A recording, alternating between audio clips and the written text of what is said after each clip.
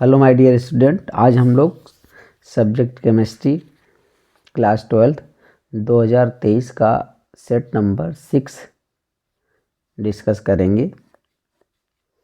तो चलिए स्टार्ट करते हैं। क्वेश्चन नंबर 1 आपके पास है, the unit of velocity constant for zero order reaction is. Zero order reaction की यूनिट देखिए बार बार रिपीट हो रहा है, तो आप वेलोसिटी कांस्टेंट और वेलोसिटी ये जीरो और फर्स्ट ऑर्डर के लिए यूनिट आप देख लीजिए, ठीक है। तो यहाँ पर आपके पास ऑप्शन नंबर 3 करेक्ट होगा, mole litre inverse second inverse, ठीक है। यूनिट ऑफ वेलोसिटी कांस्टेंट हो जाएगा जीरो ऑर्डर के लिए। थोड़ा सा हम लोग यहाँ पर देखें तो यहाँ पर तो लिखा mole litre inverse second inverse. अच्छा, यूनिट ऑफ वेलोसिटी कांस्टेंट कैसे निकाला जाता है? तो आपके पास यहाँ पर फार्मूला है, मोल के पावर 1 - n लीटर के पावर n-1 सेकंड इनवर्स, ठीक है। यहाँ पर n क्या है? Order of reaction. तो मान लो आप यहाँ पर 0 रखोगे तो आपके पास k की यूनिटी आ जाएगी, यदि 1 रखोगे तो k की यूनिट आ जाएगी सेकंड इनवर्स, ठीक है। तो जो वेलोसिटी कांस्टेंट होती है उसकी जो यूनिट होती है वो ऑर्डर ऑफ रिएक्शन पर डिपेंड करता है। चलिए सेकंड पर आते हैं हम लोग। The concentration unit independent of temperature is. Normality, point में नोटेड नॉर्मेलिटी। सेकंड है मास वॉल्यूम परसेंटेज, मोलरिटी। तो जो टेम्परेचर पर इंडिपेंडेंट होता है वो आपके पास क्या होता है? मोलरिटी होता है।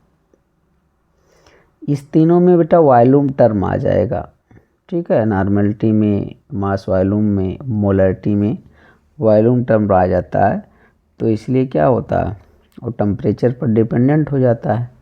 तो मोलरिटी में आप वॉल्यूम टर्म नहीं यूज करते हैं, इसलिए टेम्परेचर पर इंडिपेंडेंट होता है। जैसा कि हम लोग इसमें देखते हैं तो मोलरिटी तो आंसर लिखा। अच्छा, मोलरिटी इक्वल टू क्या होता है? Moles of solute upon mass of solvent in KG. तो यहाँ वॉल्यूम वर्ड का कोई यूज नहीं है, तो देखिए लिखा not used volume term, temperature independent. जबकि औरों में आप देखोगे तो वॉल्यूम टर्म यूज हुआ है।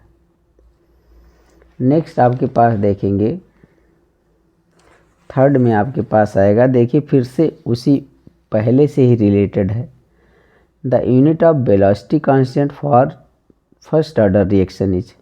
अच्छा, यहाँ पर जीरो ऑर्डर के लिए पूछा था, यहाँ पर फर्स्ट ऑर्डर के लिए। तो वेलोसिटी कांस्टेंट की यूनिट क्या आ जाएगी बेटा? सेकंड इनवर्स, ठीक है, फर्स्ट ऑर्डर के लिए। क्योंकि जो वेलोसिटी कांस्टेंट की यूनिट होती है वो ऑर्डर पर डिपेंड करती है। तो यहाँ पर मैंने लिखा है सेकंड इनवर्स। अच्छा, आप यहाँ पर रख सकते हैं, यदि फर्स्ट ऑर्डर रखोगे तो ये हो जाएगा 1 - 1 तो 0 ये हो जाएगा, ये भी 1 - 1 0, तो बचेगा क्या? केवल सेकंड इनवर्स। तो वेलोसिटी कांस्टेंट की जो यूनिट है ये आप देख रहे होंगे जीरो ऑर्डर के लिए mole litre inverse second inverse, और फर्स्ट ऑर्डर के लिए सेकंड इनवर्स। पॉइंट भी नोटेड, इसमें कन्फ्यूजन होने की बात नहीं है। नेक्स्ट आपके पास आता है, benzyl alcohol is obtain from benzaldehyde by. Benzyl alcohol कब मिलता है, किस रिएक्शन में मिलता है? तो कैनिजारो रिएक्शन में मिलता है, ठीक है, बेंजिल अल्कोहल। तो देखिए यहाँ पर लिखा होगा कैनिजारो रिएक्शन।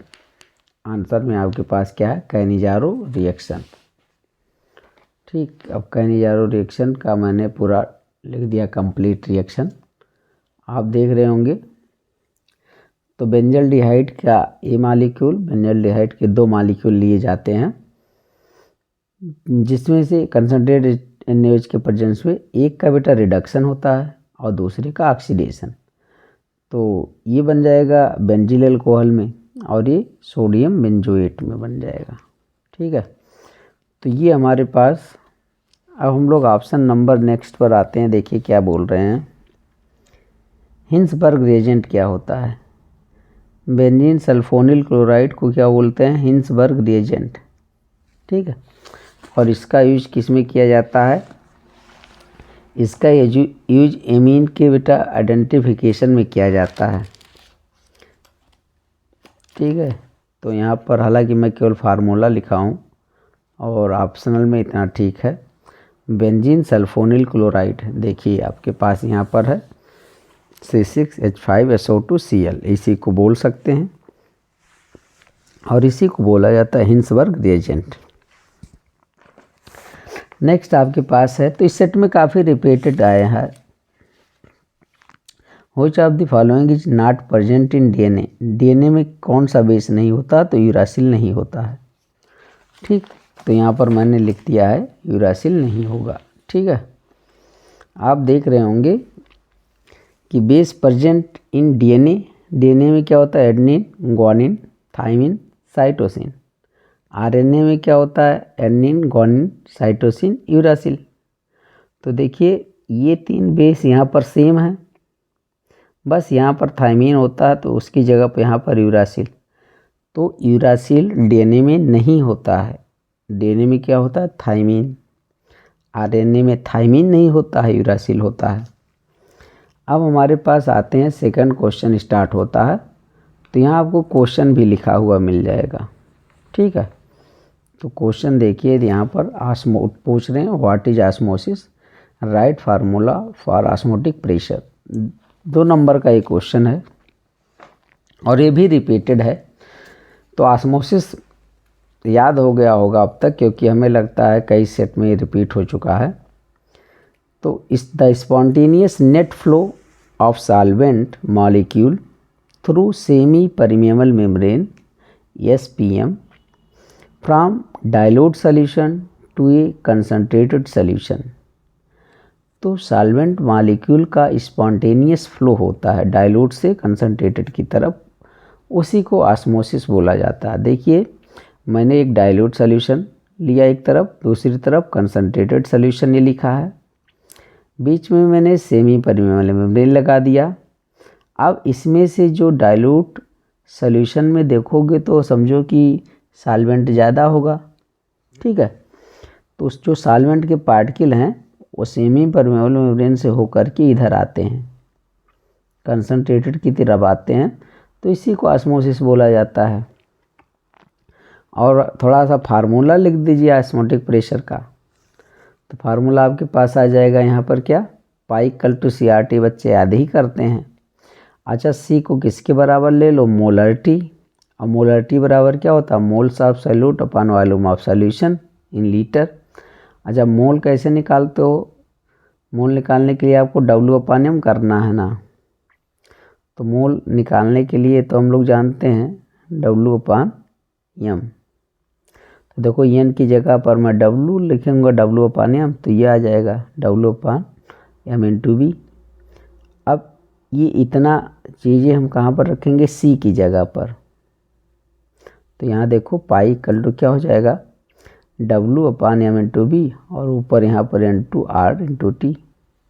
तो ये ऑस्मोटिक प्रेशर का फार्मूला आ जाएगा और इसके बारे में हम लोग पहले भी प्रूव कर चुके हैं। नेक्स्ट आपके पास आता है इसका B पार्ट और बोल रहे हैं define osmotic pressure, how will you show that osmotic pressure is a colligative properties. तो ऑस्मोटिक प्रेशर क्या होता है, ऑस्मोटिक प्रेशर ये होता है, मान लो आपने फिर से ये भी रिपीट हुआ है, आप यहाँ पर लेते हो, ठीक है, एक तरफ लेते हो बेटा डाइल्यूट सॉल्यूशन, एक तरफ कंसनट्रेटेड सॉल्यूशन, ठीक है। अभी हम देख रहे हैं ऑस्मोसिस का फिगर देख रहे थे, तो सॉल्वेंट के मॉलिक्यूल इधर आ रहे थे सेमी परमिएबल मेम्ब्रेन से इधर, लेकिन अब क्या होता है कि कंसनट्रेटेड सॉल्यूशन की तरफ एक प्रेशर लगाया जाता है जो सॉल्वेंट के पार्टिकल को इधर आना क्या कर देता है, रोक देता है। तो उसी को ऑस्मोटिक प्रेशर बोला जाता है। तो ऑस्मोटिक प्रेशर वाले में आप ऐसा कर सकते हो कि किधर भी नहीं जा रहा सॉल्वेंट मॉलिक्यूल, ठीक, जो पहले इधर आ रहा था अब रुक गया। तो यहाँ पर डिफिनीशन देख लीजिए और ये भी रिपीटेड है। The external pressure which must be applied on the solution in order to stop to flow of solvent into the solution through semi permeable membrane is equal to osmotic pressure।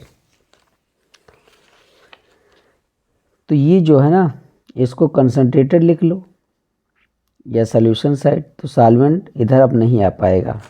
ठीक,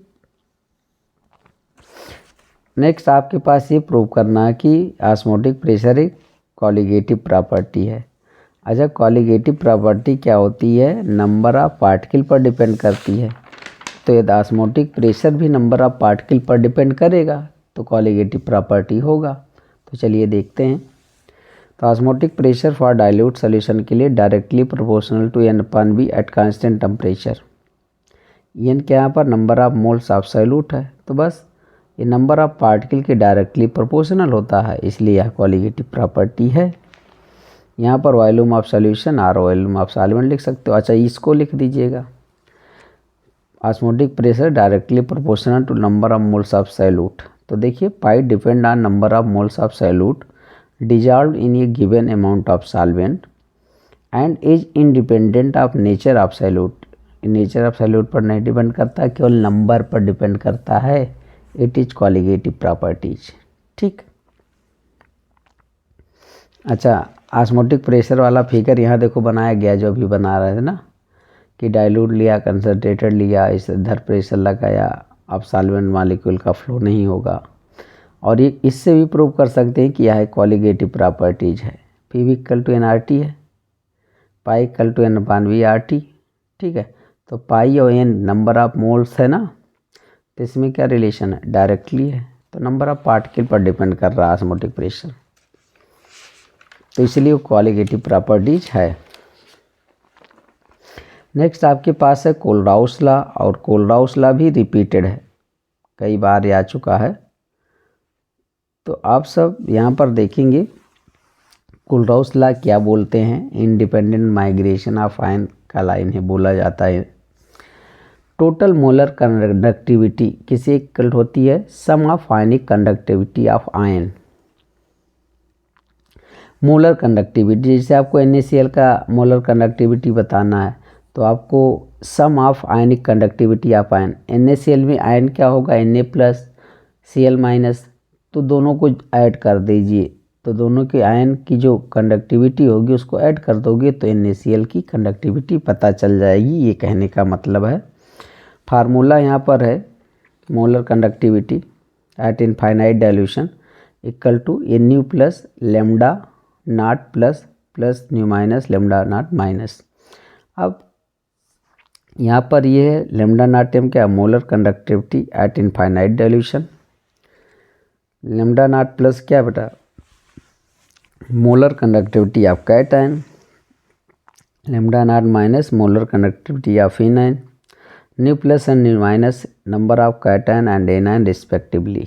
ठीक है, अच्छा, एक example ले लिया जाए। जैसे हमें आपको NaCl की मोलर कंडक्टिविटी बताना है, तो अब देखिए इसमें कैटायन आपके पास क्या है? Na प्लस इसकी कंडक्टिविटी प्लस माइनस इसकी कंडक्टिविटी ना, मतलब क्या करेंगे? Na प्लस Cl माइनस में टूटता है ना, तो बस इस फार्मूले में हमें इसको रखना। तो lambda naught Na plus lambda not Cl minus, दोनों आयन है, दोनों आयन की कंडक्टिविटी को ऐड कर दीजिए तो आपको मिल जाएगा। एप्लीकेशन इसका है, वीक इलेक्ट्रोलाइट का कंडक्टेंस बताने में इसका यूज किया जाता है। ठीक है, एग्जाम्पल लिख दिया गया। Calculate the molar conductivity of acetic acid with the help of sodium acetate HCl and NaCl की हेल्प से आपको एसिटिक एसिड का कंडक्टिविटी बताना है। तो 3-4 सेट में पहले रिपीट हो चुका, वहाँ डिटेल जानकारी हम लोग पा चुके हैं। तो इस प्रकार से मुझे ऐसे निकालेंगे molar conductivity of acetic acid. देखिए, 2 के कंडक्टिविटी को अवॉइड करेंगे और तीसरे को माइनस करने वाले हैं। ठीक है, मुझे चाहिए CH3COOH।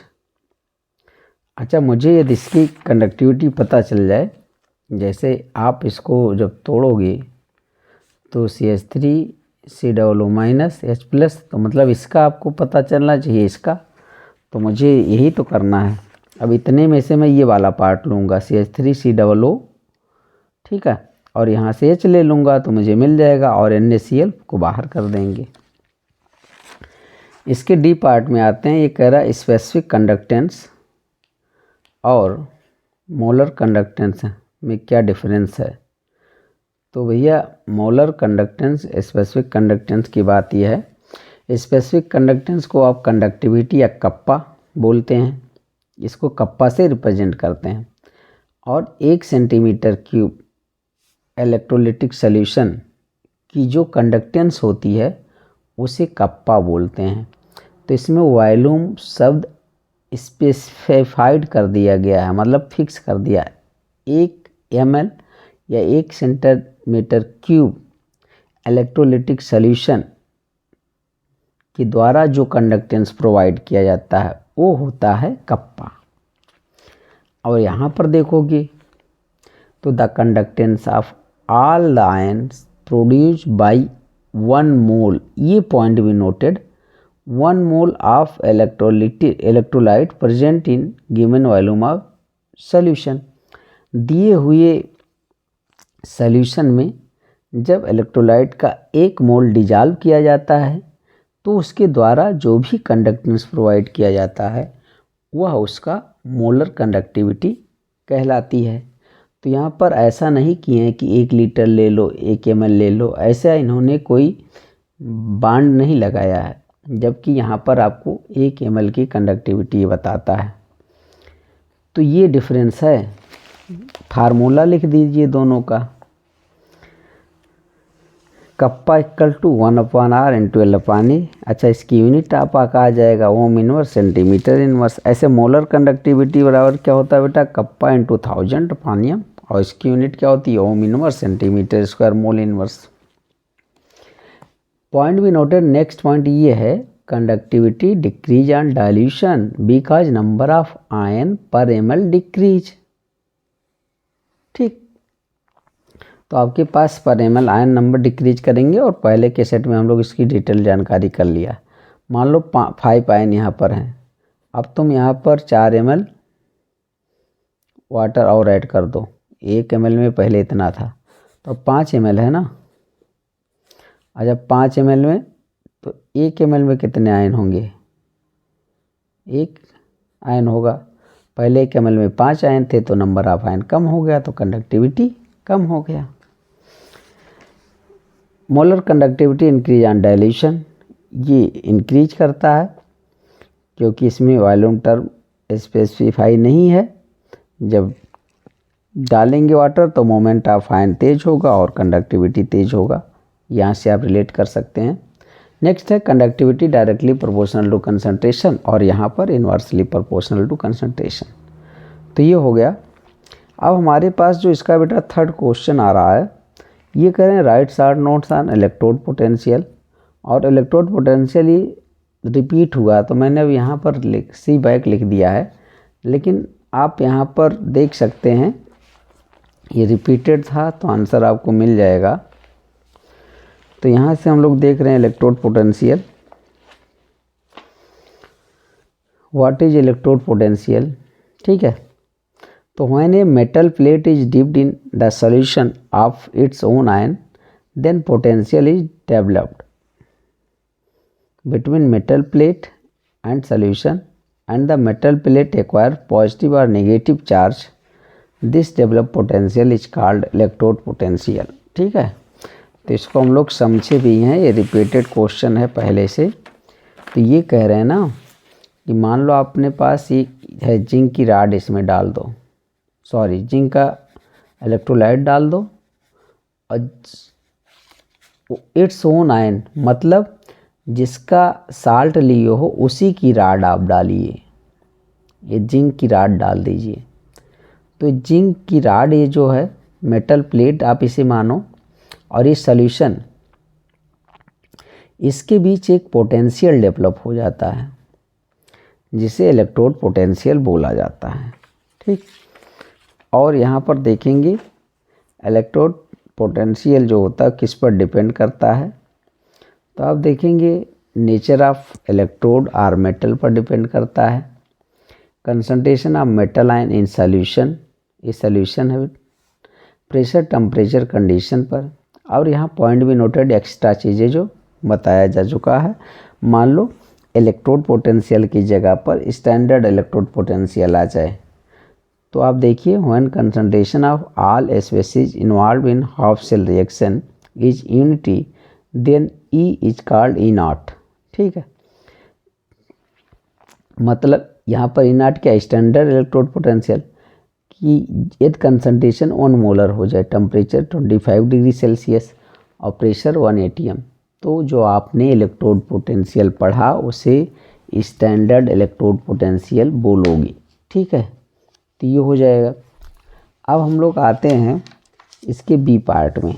ठीक, तो बी पार्ट में देखिए क्या बोले हैं इन्होंने, थर्ड का बी पार्ट है, एक रिएक्शन दिए हैं, explain with reason what is the order of reaction. ठीक है, तो पहले इसका एक्सप्रेशन लिख लीजिए रेट का, रेट लॉ के अकॉर्डिंग। तो यहाँ पे टक्के और यहाँ पर active mass efficiency raise to power 2 और यहाँ पर रेज टू पावर n। ठीक है, तो अब देखिए पावर को ही तो ऐड किया जाता है ऑर्डर बताने के लिए, तो इसकी पावर 2 है, इसकी पावर 1 इसको ऐड कर लेंगे तो आपके पास यहाँ पर क्या आ जाएगा, थर्ड ऑर्डर आ जाएगा ना। जैसे कोई यहाँ पर लिया गया ए और बी, तो इसके लिए रेट का एक्सप्रेशन ए लिखोगे n और ए लिख लो m। ठीक, ऑर्डर रिस्पेक्ट टू ए, इसका ऑर्डर n है, ऑर्डर रिस्पेक्ट टू बी, इसका ऑर्डर m है, तो टोटल जो ऑर्डर आएगा वो m प्लस n। तो यही तो यहाँ पर किया गया है, इसका ऑर्डर 2 है प्लस इसका ऑर्डर 1 है, दोनों को ऐड कर दो तो ऑर्डर आ जाएगा आपके पास थर्ड। ठीक है, नेक्स्ट आपके पास देखते हैं, ये right the formula of the following coordination compound on the basis of IUPAC rule. तो ये नाम दिए हैं और मुझे फार्मूला लिखना था, dichlorido 20 ethane one comma 2 diamine cobalt third chloride. ठीक है, तो इसका ये फार्मूला हो जाएगा। और ये देखिए बेटा प्रूसियन ब्लू आता है, ये काफ़ी कलर की प्रोड्यूस करने वाला है। आयरन थर्ड हेक्सासाइनाइडो फेरेट सेकंड, इसका ये आपके पास फार्मूला आएगा Fe4। ठीक है, ब्रैकेट में FeCN का होल 6 और इसके यहाँ पर पूरे का होल थ्राइस। ठीक, इसको बोला जाता है प्रूसियन ब्लू। इसका नाम एक और होता है फेरी फेरोसाइनाइड, आप बोल सकते हैं। इसका जो कॉमन नेम एक और होता है फेरी फेरोसाइनाइड। ये जो फेरी मतलब फेरिक प्लस 3 ऑक्सीडेशन नंबर, फेरो मतलब फेरस वाला plus 2 oxidation number, cyanide. Next आपके पास आता है प्राइमरी या सेकेंडरी स्ट्रक्चर के बारे में कुछ लिखना है और 2 नंबर का है, तो आप लिख लीजिए। इस सीक्वेंस ऑफ अमीनो एसिड होता है, एक सीक्वेंस होता है इनका, held by peptide bond, held together by peptide bonds के द्वारा ये बंधे होते हैं। ठीक है, सेकेंडरी स्ट्रक्चर कैसे बनता, form local folding of polypeptide chain जो है ना, इसमें जब लोकल फोल्डिंग हो जाएगा, मोड़ दो थोड़ा सा, तो सेकेंडरी स्ट्रक्चर बन जाएगा। यहाँ पर देखिए ऐसा कुछ प्राइमरी स्ट्रक्चर बनाओ, each point represent 1 amino acid. ठीक है, अच्छा ये जो प्रोटीन होता है वो अमीनो एसिड का ही तो बना होता है, तो आप ऐसा इसको दिखा सकते हैं सिंप्लिसिटी के लिए। Amino acid intact to form regular arrangement called secondary structure, इसको कॉल्ड कर दो। ठीक, सेकेंडरी स्ट्रक्चर। अच्छा, रेगुलर अरेंजमेंट फोल्डिंग कर दिया जाए ना, ऐसे देखो मैं घुमा रहा हूँ ऐसे, तो ये 2 तरह का होगा, इस पर भी डॉट डॉट रख दिया गया, ये 2 तरह का, एक अल्फा हेलिक्स, दूसरा बीटा प्लीटेड। अच्छा, जो इसमें सीक्वेंस होता है प्राइमरी में, हम लोग देखें प्राइमरी वाले में आकर के, तो हीमोग्लोबिन आप सब नाम सुना होगा, इसमें 574 अमीनो एसिड होता है। यदि किसी एक की सीक्वेंस में आपने गड़बड़ी कर दिया तो फिर यदि आपने डिस्टर्ब इन सीक्वेंस तो सिकल सेल एनीमिया हो जाएगा। ठीक, उसी प्रकार से इंसुलिन में आपके पास 51 अमीनो एसिड है, इसमें भी डिस्टर्ब होगा तो दिक्कत होगा।